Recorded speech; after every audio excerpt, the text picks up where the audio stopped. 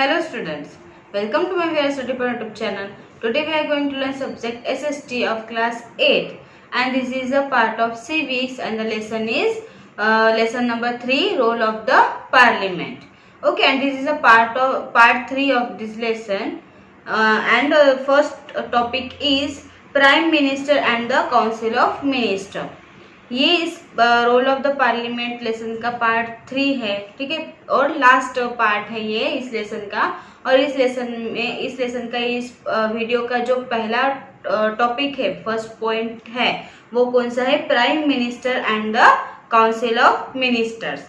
मतलब prime minister प्रधानमंत्री और काउंसिल ऑफ मिनिस्टर, काउंसिल के जो भी मंत्री जो भी होते हैं, है ना, उनके बारे में हम इस टॉपिक में जानकारी लेने वाले हैं। The president generally invites the leader of the majority party in the Lok Sabha for this office.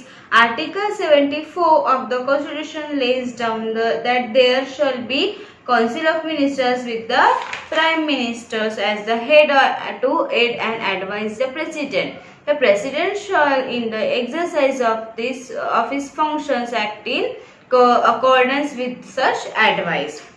It means जो प्रेसिडेंट होता है, जो राष्ट्रपति होता है अपने कंट्री का, वो जो भी लीडर्स होते हैं इलेक्शन में जीते हुए, उन सारे लीडर्स को वो क्या करते हैं? एक पार्टी में इनवाइट करते हैं, ठीक है, जो जिसको लोकसभा, मतलब जो लोकसभा के ऑफिस में होता है ना, लोकसभा के लिए जो ऑफिस बनाया जाता है जहाँ पे सभा होती है, वहां पे वो सभी लीडर्स को बुलाते हैं।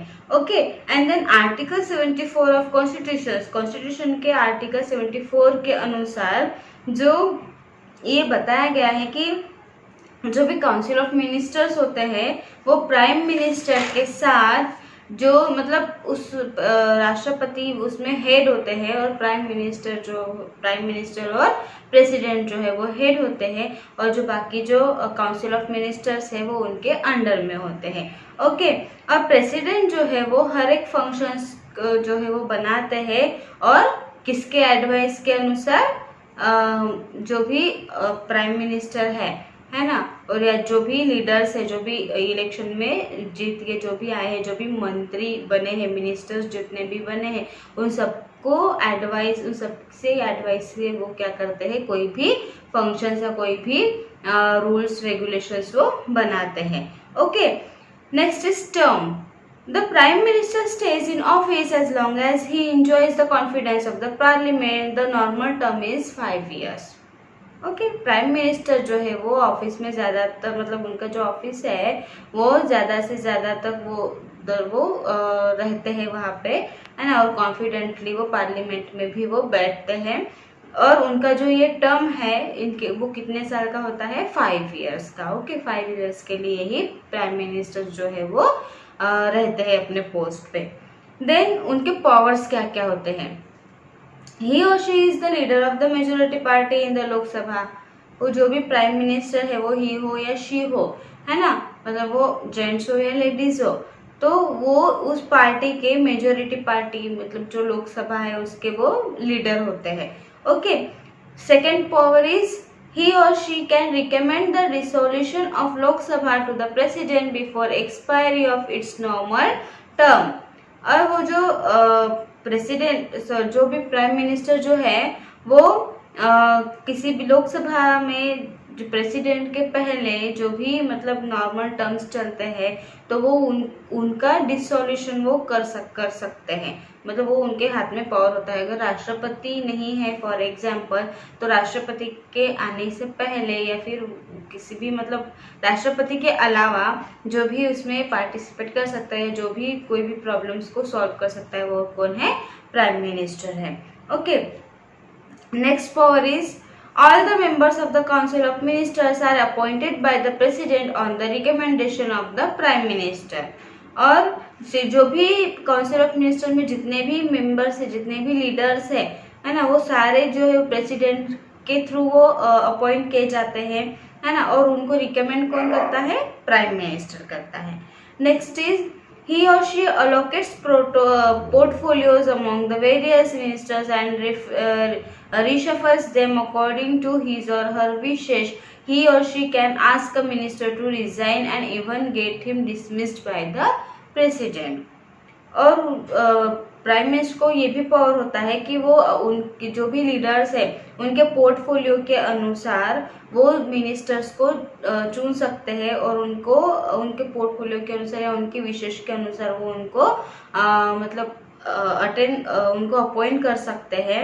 लेकिन अगर प्राइम मिनिस्टर को अगर कोई भी किसी भी पर्टिकुलर मिनिस्टर से अगर उनको कोई भी प्रॉब्लम है ना, अगर उनको लगता है कि ये मिनिस्टर काम के नहीं है या ये मिनिस्टर कुछ भी मतलब उस पोस्ट के लायक नहीं है, तो वो उनको रिजाइन देने के लिए भी बोल सकते हैं और वो प्रेसिडेंट के थ्रू वो उनको डिसमिस भी कर सकते हैं। ये भी पावर है प्राइम मिनिस्टर में। He or she presides over the meetings of the Council of Ministers and exercises a strong influence on its decisions. और जो प्राइम मिनिस्टर है वो पूरे काउंसिल ऑफ मिनिस्टर के जो भी मीटिंग्स वगैरह होते हैं उनमें उनकी जो बाजू है वो पूरी स्ट्रांग होती है और वो हर एक चीज़ों के डिसीजंस वो ले सकते हैं। And the last power is the prime minister is the chief channel of communication between the president and the council of ministers and keep the former informed about all the decisions of the council. और जो prime minister है वो एक chief communication के भी मतलब channel के वो चीफ होते हैं, ठीक है। और प्रेसिडेंट और जो भी काउंसिल होती है काउंसिल ऑफ मिनिस्टर्स उनके बीच में वो मतलब बीच के वो क्या होते हैं, उन दोनों के बीच में चीफ होते हैं, ठीक है। मतलब काउंसिल ऑफ मिनिस्टर की अगर कोई प्रॉब्लम है तो प्रेसिडेंट तक पहुंचाना, प्रेसिडेंट के जो भी ऑर्डर्स है या जो भी डिसीजंस है वो काउंसिल ऑफ मिनिस्टर तक पहुंचाना या बताना, ये भी बीच का जो काम है वो प्राइम मिनिस्टर का होता है। Okay, then next point is council of ministers. A minister must be a member of either house of parliament. If a person who is not a member of either house of parliament is appointed as minister, he or she shall cease to be a minister after 6 months unless in the meanwhile he or she manages to get elected to either of the two houses. जो ministers होते हैं जो भी दोनों parliament के दोनों houses में वो मेंबर बन के रहते हैं। दोनों हाउसेस में कौन से, लोकसभा एंड राज्यसभा। ओके, तो इन दोनों पार्लियामेंट के जो दो हाउस है उनमें वो मेंबर्स बन के रहते हैं। मेंबर्स होके वो वहाँ पे मिनिस्टर बनते हैं और अपने अपने पोस्ट का वर्क करते हैं, है ना। अगर कोई भी पर्सन उनमें से अगर कोई भी पर्सन अगर किसी हाउस का अगर कोई मेंबर नहीं है पार्लियामेंट के हाउस का, तो वो अगर वो कोई पर्टिकुलर किसी भी लोकसभा का अगर मेंबर है तो वो कितने सालों तक उसका ये रहता है। जैसे राज्यसभा में 6 मंथ के बाद क्या होता है उसमें, मतलब 6 इयर्स तक का उनका जो काल होता है वो 6 इयर्स का होता है। उसके बाद में उसमें नए मेंबर्स उसमें ऐड होते हैं ना, जो बाकी के जो है वो रिटायर्ड होते हैं। तो इस तरीके का उनका वो प्रोसीजर चलता रहता है। Ministers may be chosen from members of either house, and a minister who is a member of one house has the right to speak in and to take part in the proceedings of the other house though he or she has no right to vote in the house of which he or she is not a member. जो भी house होता है, लोकसभा हो या राज्यसभा हो, तो वहाँ के जो मिनिस्टर्स होते हैं, जो भी कोई भी एक हाउस का अगर कोई मेंबर है तो उसको बोलने का अधिकार होता है ना, किसी भी पर्टिकुलर मीटिंग्स में वगैरह, है ना। और जो अदर हाउस होता है, जो दूसरा हाउस होता है, उसमें वो जो पर्सन है उसको वोट करने का अधिकार होता है, ठीक है। और अगर वो पर्सन अगर वो पर्सन समझो लोकसभा का है तो उसको लोकसभा में ही वोट करने का अधिकार नहीं होता है खुद के लिए, ठीक है। तो वो राज्यसभा के लोगों के लिए वोट कर सकता है, बट वो लोकसभा के लोगों के लिए वो खुद के लिए भी उसमें वोट नहीं कर सकता, वो उसका मेंबर नहीं होता। Okay, The Council of Ministers is not a single body but a composite body consisting of ministers of 3 different ranks, viz. Cabinet ministers, ministers of state and deputy minister. तो council of minister जो है वो मतलब एक कोई भी single body नहीं होती, कोई भी एक सिंगल मिनिस्टर नहीं होता है उसमें, बल्कि उसमें बहुत से लोग अलग अलग मिनिस्टर्स होते हैं, है ना। जैसे उसमें 3 टाइप के ज़्यादातर मिनिस्टर्स होते हैं। कौन से? Cabinet minister, second is minister of state मतलब राज्य मंत्री, और नेक्स्ट है डिप्यूटी मिनिस्टर। ऐसे 3 मिनिस्टर्स में इम्पोर्टेंट होते हैं। The cabinet is an informal body of senior minister who form the inner circle. जो कैबिनेट मिनिस्टर है वो सबसे मेन इनफॉर्मल बॉडी होती है काउंसिल ऑफ मिनिस्टर्स की, जो सीनियर मिनिस्टर होता है और जो अंदर का पूरा जो पार्ट है वो देखता है, इनर सर्कल वो देखता है, उसके अंडर में होता है। It is like a wheel with in a wheel, मतलब जैसे एक चक्के के अंदर दूसरा चक्का होता है, एक व्हील के अंदर दूसरा व्हील होता है, उस तरीके से वो कैबिनेट मिनिस्टर होता है। The Council of Ministers seldom meets as a body. It is the cabinet which meets as and when summoned by the Prime Minister. It means जो कैबिनेट होती है पूरी, है ना, कैबिनेट पूरी जो होती है उसका मेन मिनिस्टर होता है, लेकिन जब वो अगर कैबिनेट से अगर कोई मीटिंग होती है या उसके बारे में कोई भी अगर डिस्कशन होता है तो उसका जो मेन जो पर्सन है वो कौन करता है? प्राइम मिनिस्टर करता है। Next point is debate on the real power of the president, a case study. मतलब जो रियल पावर ऑफ प्रेसिडेंट, मतलब सच्ची जो पावर है क्या है प्रेसिडेंट की, है ना, उस पर कुछ बातें हम यहाँ पे डिस्कस करेंगे।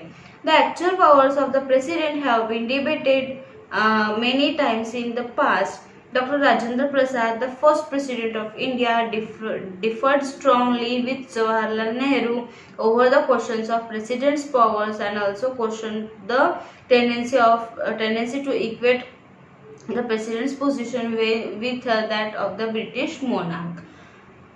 एक्चुअल जो पावर होती है प्रेसिडेंट की वो अलग अलग टाइम पे अलग अलग टाइप की होती है ना। पास्ट में तो ऐसे बहुत से हमने मिनिस्टर्स देखे, बहुत से प्राइम मिनिस्टर्स देखे हैं, प्रेसिडेंट्स देखे हैं जो अपने अपने पावर का अच्छे से यूज़ करते थे। जैसे डॉक्टर राजेंद्र प्रसाद थे, है ना, सबसे पहले जो प्रेसिडेंट हुए थे अपने इंडिया के, जब अपना इंडिया इंडिपेंडेंस हुआ था तो सबसे पहले जो प्राइम मिनिस्टर थे वो कौन थे? राजेंद्र प्रसाद थे, डॉक्टर राजेंद्र प्रसाद। तो उन्होंने अलग अलग टाइप में बहुत ही स्ट्रांगली उन्होंने डिसीजंस लिए, बहुत ही स्ट्रांगली उन्होंने अपना पोस्ट का जो भी काम था वो बहुत अच्छे से निभाया। और उनके साथ में उस टाइम पे प्राइम मिनिस्टर कौन थे? जवाहरलाल नेहरू थे। ठीक है, उनके हर एक क्वेश्चंस का जो है वो सॉल्व किसने किया? डॉक्टर राजेंद्र प्रसाद ने। और प्रेसिडेंट का जो पावर था वो प्राइम मिनिस्टर के साथ मिलके उन्होंने बहुत ही अच्छा इंडिया का जो रूल बनाया था, बहुत ही अच्छा हो किया था। और उस टाइम पे ब्रिटिशों का राज था, है ना, ब्रिटिशों का राज था उस टाइम पे। तो उन्होंने जब वो इंडिपेंडेंट हुआ, ब्रिटिश लोग चले गए, उसके बाद में पूरा जो राज्य था वो इनके हाथ में आया था। The first real clash between Dr. Prasad and Jawaharlal Nehru came towards the end of 1951 over the Hindu Code Bill, when Dr. Prasad clearly expressed the opinion that it should not be passed without having been circulated for public opinion. जब पहला एक real clash हुआ था राजेंद्र प्रसाद और जवाहरलाल नेहरू के बीच में, वो 1951 के एंडिंग में, है ना, जब हिंदू कोड बिल पास करना था, हिंदू का कोड बिल पास करना था, तब डॉक्टर प्रसाद उन्होंने अपने ओपिनियन, उनके जो भी विचार थे इससे रिलेटेड उन्होंने क्लियरली एक्सप्रेस किए थे सबके सामने। और जो पब्लिक ओपिनियन थे, लोगों के जो ओपिनियन थे उनसे वो मतलब सर्कुलेटिंग करके, मतलब पब्लिक की ओपिनियन क्या है और आपकी ओपिनियन क्या है ना, खुद की क्या है, ये सब डिस्कस करने के बाद उन्होंने पूरा जो भी डिसीजन था वो लिया था। In his note to the first prime minister Jawaharlal Nehru, doctor Prasad clearly state that he wanted to exercise his own discretion in assenting to bills, sending messages to parliament and returning bills for parliament's reconsideration. तो उन्होंने ये एक नया मतलब rule उन्होंने बनाया कि जब प्राइम मिनिस्टर जब थे अपने डॉक्टर प्रसाद और जवाहरलाल नेहरू, जवाहरलाल नेहरू जो प्राइम मिनिस्टर थे और प्रेसिडेंट कौन थे, राष्ट्रपति कौन थे, अपने डॉक्टर राजेंद्र प्रसाद थे। तो उन्होंने ये क्लियरली मतलब लोगों को बताया कि किस तरह से हमें ये जो हिंदू जो बिल है वो कैसे हमें पास करना है। तो उसके लिए उन्होंने जो डायरेक्शंस उन्होंने बनाए थे वो कौन से थे, पहले बिल बनाना, उसके बाद मैसेज सेंडिंग करना किसको, पार्लियामेंट को, है ना, पार्लियामेंट में मैसेज भेजना, उसके बाद उसका रिटर्निंग बिल आना पार्लियामेंट से, है ना, और फिर वो पूरा डिस्कशन करने के बाद, सब कुछ करने के बाद फिर एक नतीजे पे पहुंचना और रिजल्ट देना। The view of president's power was formally opposed by Pandit Nehru. जो प्रेसिडेंट के जो पावर होते थे वो हमेशा पंडित नेहरू के अपोज में होते थे, अपोजिट होते थे। He stated the power really resided in the ministry and in the legislature and not the president. We did not give him any real power but respect his position of great authority and dignity. It means जो सबसे main जो real power जो है वो किसकी होती है, prime minister की होती है ना। प्रेसिडेंट ओनली नॉमिनल होता है, ठीक है। तो प्रेसिडेंट जो है वो भले ही नॉमिनल होता है, लेकिन हम उसकी जो डिग्निटी, उसकी जो रियल पावर है उसको हम क्या करते हैं, मतलब उस पर हमें प्राउड है और हम उसको उसकी रिस्पेक्ट करते हैं, ठीक है। वो भी मतलब सबसे बड़ी एक पोस्ट है, okay. Doctor Prasad raise the issue again in the contest of non comparability of president's power to that of the British crown. Doctor Prasad ने मतलब जो इशू आगे लाया, जो एक इशू उनके सामने आया था नॉन कंपेरेबिलिटी का, तो उस टाइम पे प्रेसिडेंट ने अपना पावर दिखाया था किसके अपोजिट, ब्रिटिश के राजा के अपोजिट। In view of the above he wished it to be investigated as a matter of academic debate. उन्होंने खुद सामने आके खुद अब उन्होंने इन्वेस्टिगेशन किया, जो भी मैटर हुआ था एकेडमिक डिबेट का, है ना, उस पर उन्होंने खुद ही अपना जो कार्य था वो किया था। The 42nd Constitution Amendment Act 1976 has clearly explained the President's position as it says there shall be Council of Ministers with the Prime Minister at the head to aid and advise the President, who shall in the exercise of the functions act in accordance with such advice। जब 42nd का जो constitution act था 1976 का, उसमें clearly president के position के बारे में ये एक्सप्लेन किया है कि उसमें ये कहा है कि वहाँ जो काउंसिल ऑफ मिनिस्टर्स है किसके साथ, अपने प्राइम मिनिस्टर के साथ, वो सारे क्या है, हेड है, ठीक है, मतलब प्राइम मिनिस्टर उनका हेड है, ओके। और उनके एडवाइस पर ही मतलब जो प्राइम मिनिस्टर है वो एडवाइस देंगे, बाकी जो मतलब प्रेसिडेंट की जो एडवाइस है वो प्राइम मिनिस्टर को एक्सेप्ट करनी होगी और उसके हिसाब से उसी तरह से वो फंक्शंस जो भी रूल्स है वो सारे बनाएंगे, ऐसा उस कॉन्स्टिट्यूशन में बताया गया था। Accordingly the president can have discretion power in the matter only when the party system fails to throw up an obvious choice as the leader of the majority party। लेकिन जब उसके अकॉर्डिंग, उस act के according president की जो power थी वो कम होती गई, है ना, मतलब प्रेसिडेंट को उतना कुछ मतलब प्राइम मिनिस्टर के हाथ में सारी जो चीजें थी वो हो जाती गई और प्रेसिडेंट ओनली नॉमिनल रहता गया, ठीक है। और सारी जो पार्टी की जो मेजोरिटी थी वो किसके अंदर में आ गई, प्राइम मिनिस्टर के। The procedure of law making India, next point is the procedure of law making India, है ना। इंडिया में लॉ कानून कायदे बनाने की क्या प्रोसीजर है। The parliament has an important role in making new laws and changing the existing ones। A proposal to pass a new law or change an existing one is called a bill। It means parliament में जो सबसे main important role जो होता है वो है law वगैरह making करना, है ना, मतलब लॉ कानून कायदे बनाना या फिर उसमें चेंजेस करना, ठीक है। जो भी एक नया लॉ या फिर नया कोई कानून आता है उसको पास करना या फिर उसमें कुछ चेंजेस करना, है ना, इसी को क्या कहते हैं, बिल कहते हैं, ओके, बिल पास करना। A bill introduced by a minister is called a government bill, while a bill introduced by any private member of the parliament is called a private member bill।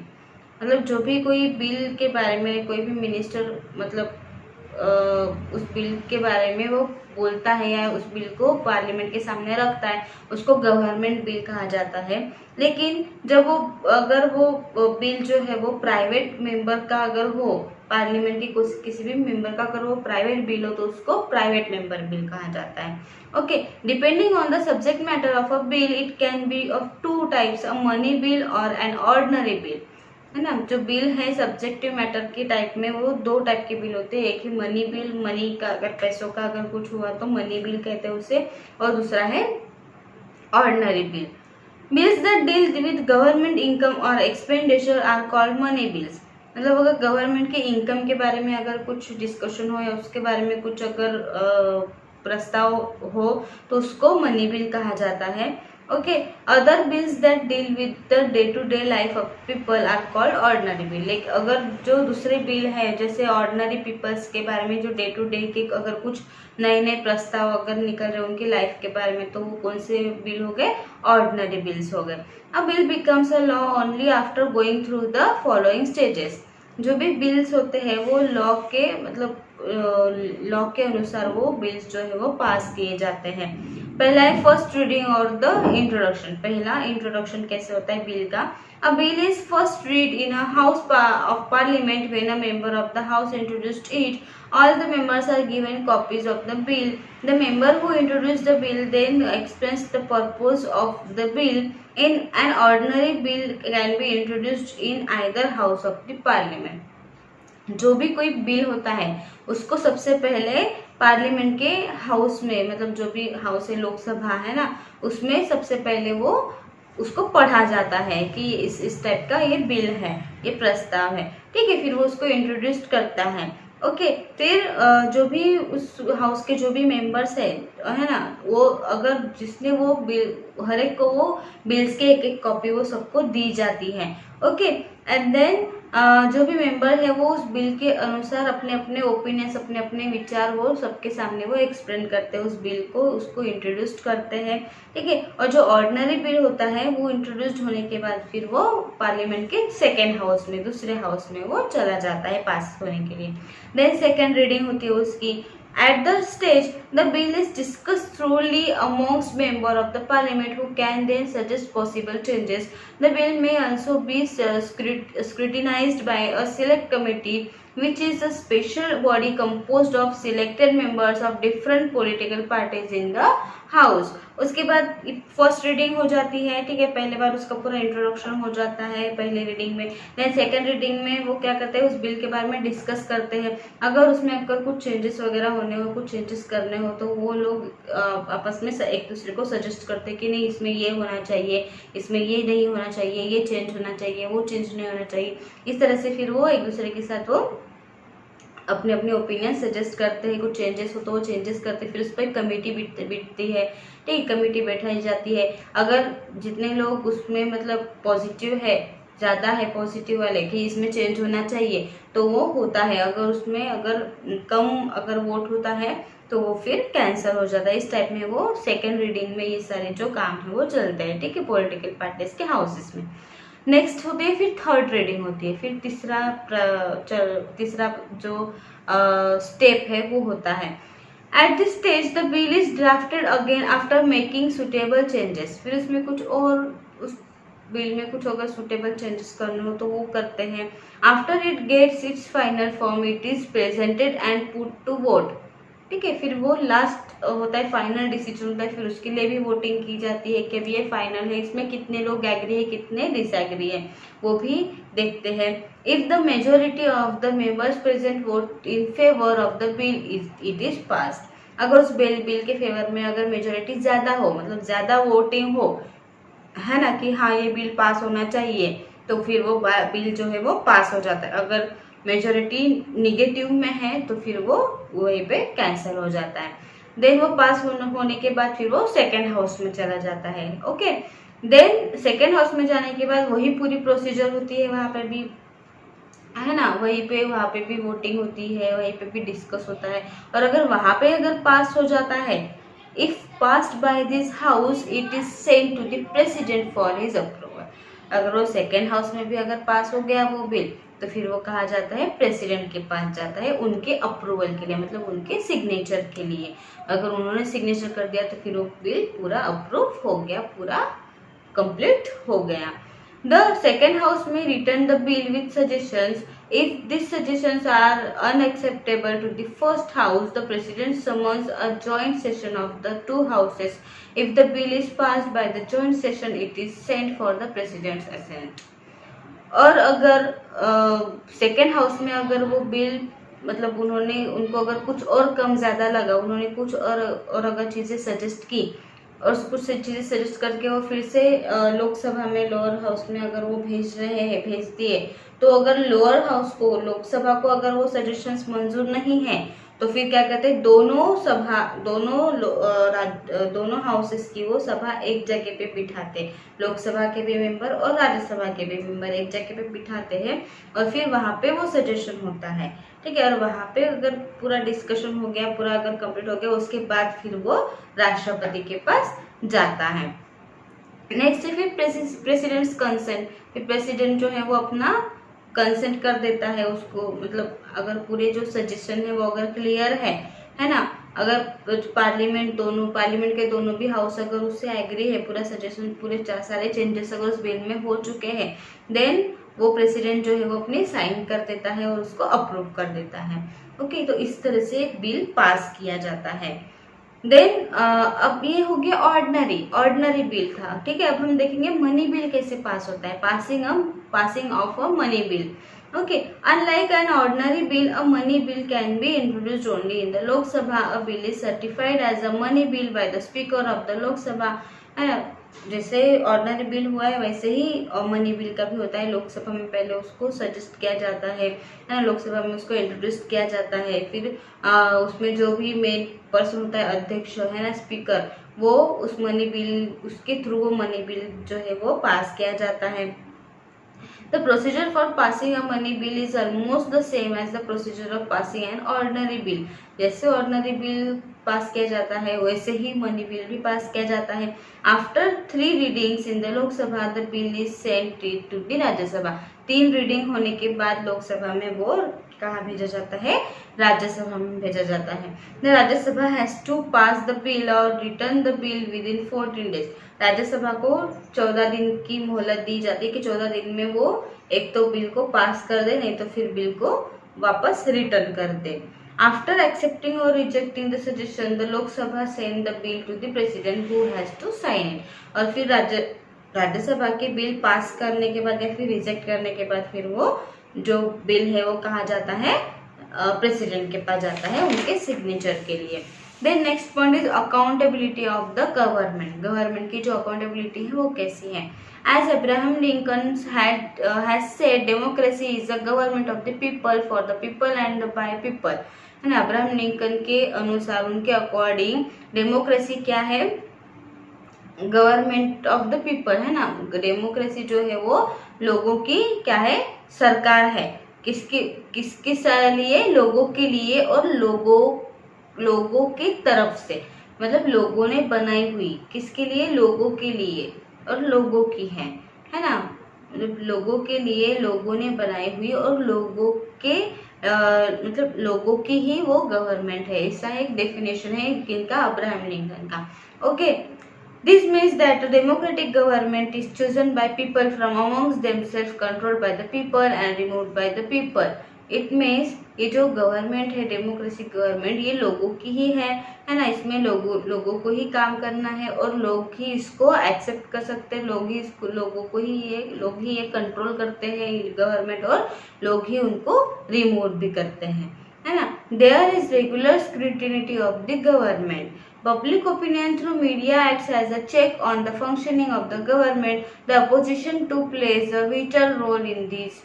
जो public opinion के through ही जो है वो media चलती है ना, लोगों की ही ओपिनियन लेती है और सारी गवर्नमेंट के जो भी फंक्शंस है वो उस पर वो वर्क करते हैं, और जो भी उसके अपोजिशंस जो भी रोल प्ले होते हैं, है ना, वो सारे उसी में किए जाते हैं। Several methods are adopted to control the government within the legislature. और जो भी मेथड्स होते हैं वो किसके थ्रू एक्सेप्ट किए जाते हैं, जो भी गवर्नमेंट के जो भी कंट्रोल है वो सारा किसके थ्रू होता है, विद इन द लेजिस्लेचर में होता है। ठीक है। The parliament violence session begins with the question hour. Parliament में जब सेशन स्टार्ट होता है कोई भी, तो उसमें क्वेश्चन आवर दिया जाता है। ठीक है, मतलब क्वेश्चनिंग होती है। The question hour is an important mechanism through which the member of parliament can seek information about the working of the government। ये जो क्वेश्चन आवर है ये इतना इम्पोर्टेंट चीज है जिसमें जो भी पार्लियामेंट के मेंबर्स होते हैं ना, एमपीज जो होते हैं, वो सारे अपने अपने क्वेश्चंस पूछ के अपने अपने जो इंफॉर्मेशन है वो ले सकते हैं गवर्नमेंट के थ्रू। ठीक है।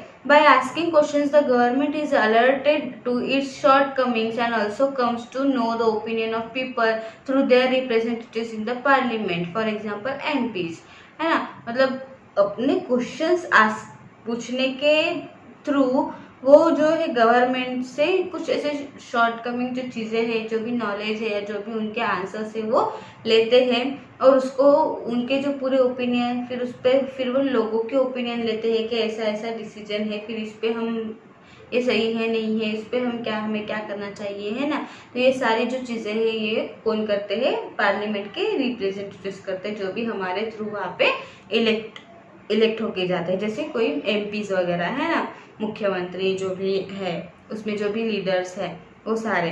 A calling attention motion is another method to elicit clarification from a minister on a matter of grave national concern। जो भी कॉलिंग अटेंशन जो मोशन है, जो भी क्रिया है, उसकी जो मेथड है वो पूरी जो मतलब क्लैरिफिकेशन देते हैं किस चीज़ का, मिनिस्टर्स का।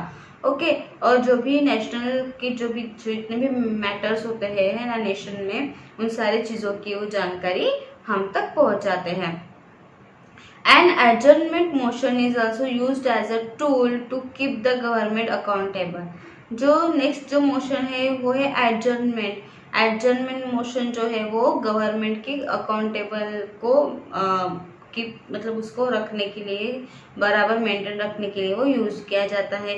It takes place when a proposal by a member of the house is accepted to discuss some urgent matter of public importance suspending the normal business of the house.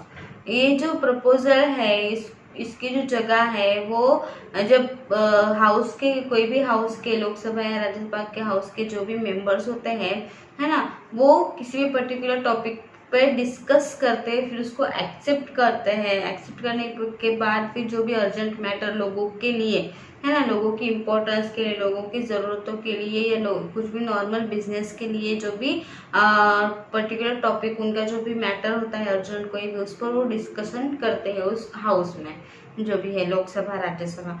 Okay. The discussion can sometimes shake the foundations of the government for it can lead to a non confidence motion. कभी कभी ये जो discussion है वो मतलब foundations के type में भी होता है, कॉन्फिडेंस भी होता है गवर्नमेंट से, या फिर कभी कभी वो नॉन कॉन्फिडेंस मोशन में भी चला जाता है। A non-confidence motion passed by the parliament against the government can cause it to resign if it loses confidence on the floor of the house. Thus, the MPs as representatives of the people have a central role in controlling, guiding and informing the parliament। जो no confidence जो motion है वो parliament के opposite, मतलब government के opposite वो parliament से वो पास किया जाता है। और जो भी पार्लियामेंट में जो भी मेंबर अगर मतलब लॉस कॉन्फिडेंस वाले हैं तो उनका रिजाइन ले लिया जाता है। ठीक है। और उनको हाउस से बाहर निकाला जाता है, जो भी लोकसभा राज्यसभा जो भी हाउस है उसमें से उनको बाहर निकाला जाता है। और जो एमपीज वगैरह होते हैं या फिर जो मतलब जो लोगों के थ्रू जो भी इलेक्ट करके जो भेजे जाते हैं लोकसभा राज्यसभा में, तो वो जो एमपीज है वो इसमें सेंट्रल रोल को अपने कंट्रोलिंग करना, लोगों को वहाँ पे गाइडिंग करना है ना, या फिर कोई भी इंफॉर्मेशन निकालना, पार्लियामेंट को इंफॉर्मेशन देना, ये सारे जो काम है वो ये एमपीज लोग करते हैं। ओके। तो students this lesson is over here. ठीक है, ये जो लेसन है ये पे खत्म होता है। अगर आपको इस लेसन से रिलेटेड कोई भी डाउट हो, कोई प्रॉब्लम हो तो आप मुझे कमेंट बॉक्स में ज़रूर पूछें। Thank you.